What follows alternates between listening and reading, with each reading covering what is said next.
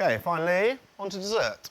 So, we have gone, keeping the same sort of vibe, with a coconut milk panna cotta, some coconut crumble, and like a apple compote with loads of ginger and lime in it.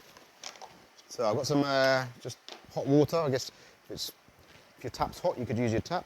I'm just going to quickly dip it in because these guys like to melt.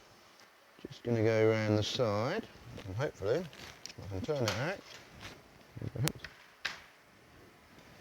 It's coming. You see it's coming.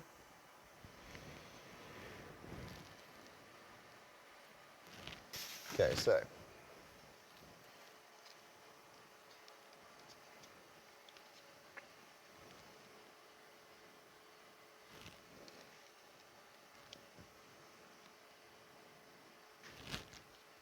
have no fear, your panna cottas will set better than this, for sure.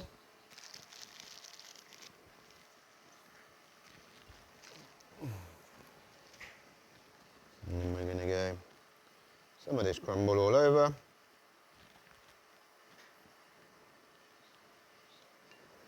It's going to be delicious.